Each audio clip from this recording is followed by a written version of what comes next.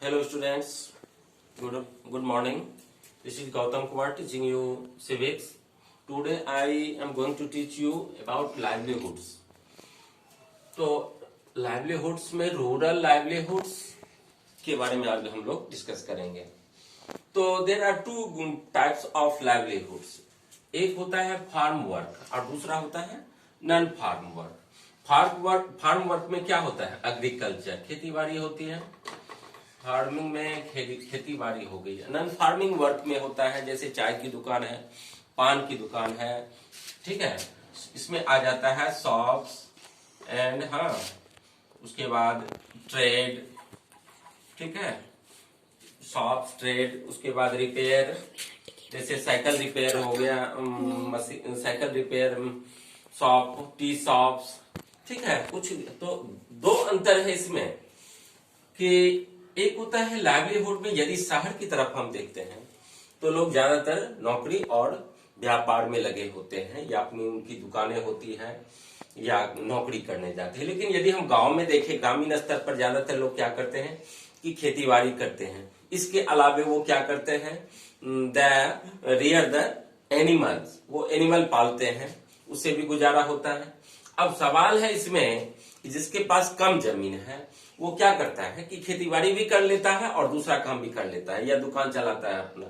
और कुछ ऐसे भी वर्क होते हैं जो मान लीजिए कि जैसे चाय की दुकान है तो वो चाय पर डिपेंडेड है. और जिसके पास ज्यादा जमीन है वो क्या करता है, वो गहन रूप से खेती करते हैं और उनका जीविका आराम से चलता है. उसके पास यदि ज्यादा रुपया होता है तो अपना कोई मिल, अनाज मिल खोल लेता है, लकड़ी मिल खोल लेता है या और अपना कोई ट्रेड्स डेवलप करता है. तो नॉन फार्म वर्क और फार्म वर्क में यही अंतर है. इसमें हम कह सकते हैं जैसे making utensils, making pots, making bricks, making repair bicycle और अन्य मोटर. तो ये सभी आते हैं नॉन फार्म वर्क में. ज्यादातर लोग एग्रीकल्चर में इंडिया में जुड़े हुए हैं और नॉन फार्म वर्क में आता है फिशिंग भी आता है, इसमें रियरिंग एनिमल्स आदि. बच्चों इस चैप्टर को मैं 2-3 वीडियो में कंप्लीट करूंगा तो ध्यान से आप लोगों को देखना है, सुनना है. अब बात यहाँ हो रही है कलपत्तू गांव की. ये है कलपत्तू. कितने मिनट का? 10-10 मिनट. तो कलपत्तू विलेज ये तमिलनाडु के कोस्टल तट पर है. ये जो मैप है इंडिया, तो इसके तट पर है ये कलपत्तू विलेज. यहाँ की बात हो रही है. Let us have a look at the life of a village called Kalpattu that is close to the sea coast. ये समुद्र तट के बगल में है कलपत्तू गांव. तो यहाँ जो है ज्यादातर लोग जो है दो तरह के कार्य में लगे हुए हैं. एक एग्रीकल्चर नॉन फार्म वर्क और फार्म वर्क. तो ये दोनों में लगे हुए हैं. अब बात आती है इसमें तुलसी की. अब बात आती है इसमें तुलसी अपना एक्सपीरियंस शेयर कर रही है. यहाँ तुलसी जब यंग थी तो वो अपने पैतृक गांव में जाकर के खेती बाड़ी करती थी. क्योंकि उस समय वो यंग थी तो धान की फसल को बोने में उसे कठिनाई नहीं होती थी. अब उसे कठिनाई होती है. तुलसी कहती है कि मैं सुबह 8:30 बजे से लेकर शाम के 4:30 बजे तक रामलिंगम के खेतों में काम करती हूँ और मुझे प्रतिदिन 40 रुपया मिलता है. तो 40 रुपया उसको प्रतिदिन मिलता है और कम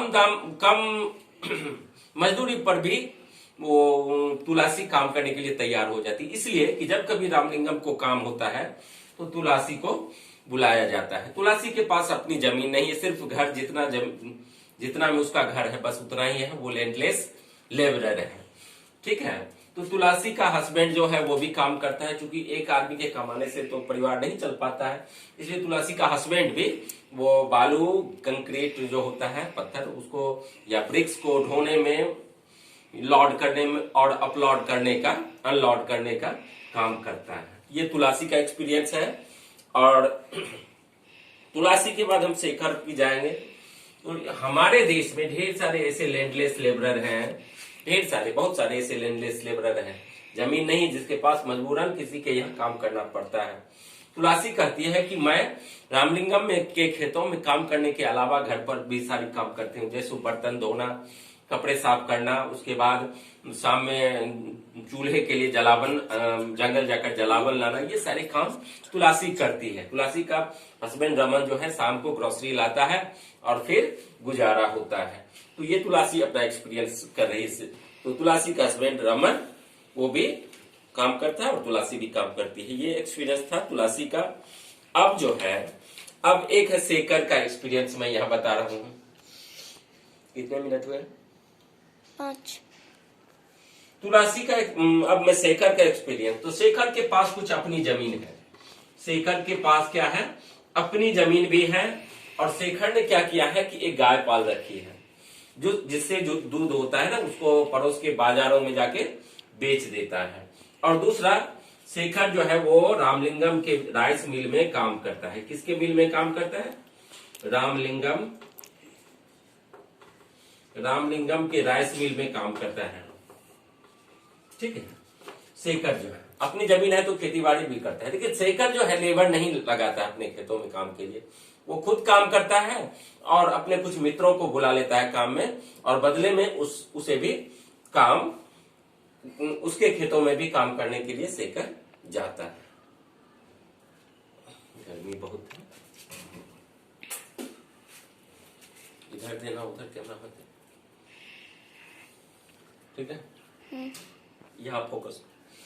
तो ये है शेखर की कहानी कि वो गाय भी पाल रखी है, चूंकि उससे गुजारा होता नहीं है। एक बात, तुलसी जैसी जितने भी लैंडलेस लेबरर हैं, तो उसको सालों भर काम नहीं मिलता है। क्या होता है? 3 ही समय काम मिलता है। एक तो जब खेत में बीज बोया जाता है, उसके बाद ब्रीडिंग के समय, यानी घास फूस वीडिंग के समय, जब घास फूस हटाने की बारी आती है, और तीसरा हार्वेस्टिंग के समय, जब फसल कटने का समय होता है तब। इन 3 महीने में ही उसको काम, यानी उसको सालों भर काम नहीं मिलता है।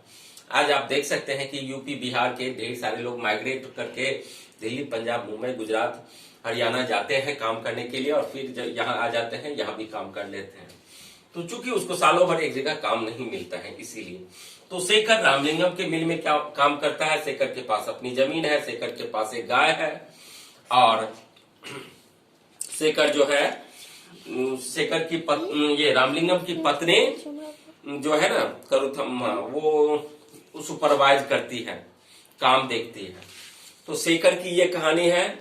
अब देखिए, शेखर जैसे किसान या तुलसी जैसी लैंडलेस लेबरर, शेखर जैसे किसान को क्या करना पड़ता है कि कभी कभी लोन लेना पड़ता है, या तुलसी जैसी लैंडलेस लेबरर को, या शेखर, तो शेखर क्या करता है कि जब खेतीबाड़ी होती है ना, तो खाद बीज वो उधार ले लेता है। खाद बीज जब उधार ले लेता है तो क्या करता है, उपज जब होता है ना तो उसी को बेच देता है। जैसे रामलिंगम है, रामलिंगम का राइस मिल है, उसमें शेखर काम करता है। तो रामलिंगम क्या करता है, ये आज पड़ोस के गांव से धान इकट्ठा करता है और फिर उसका चावल बना करके, यानी भूसा हटा करके, फिर चावल को बगल के मजदूरों में, बगल के शहरों में सप्लाई कर देता है। इस तरह से रामलिंगम ने एक लोन भी ले रखी है और रामलिंगम का राइस मिल चल रहा है। तो स्थिति विपरीत है। सबसे खराब स्थिति किसकी है? तुलसी की, उसके बाद है शेखर, उसके बाद रामलिंगम जो धनी आदमी है। तो शेखर को भी काम मिल जाता है, शेखर भी कम कीमत पर, यहाँ कम मजदूरी पर काम करने के लिए तैयार हो जाता है, क्योंकि जब काम मिलता है ना तो रामलिंगम शेखर को बुलाता है। अब ऑन बीइंग इन डेब्ट, जब कर्ज में पड़ जाता है आदमी तो क्या करना पड़ता है? देखिए, शेखर की बेटी जब बीमार पड़ी तो वो क्या किया, अपनी गाय बेच दी थी, जिससे कर्ज लिया था, तो कर्ज को चुकाने में अपनी गाय बेचना पड़ा था शेखर को। तो रामलिंगम जो है वो ये धनी व्यापारी है। तो क्या, ऑन बीइंग इन द डेब्ट, देखिए जब कर्ज में पड़ जाता है कोई, और कर्ज को चुकाने के लिए भी यदि कर्ज लेना पड़ जाता है, तो उसको कहते हैं हम ऋणजाल। यानी कर्ज को चुकाने के लिए भी यदि कर्ज लेना पड़ जाता है तो उसको हम ऋणजाल कहते हैं। अब है रामलिंगम एंड पार्वती। कितने मिनट हुए? 9।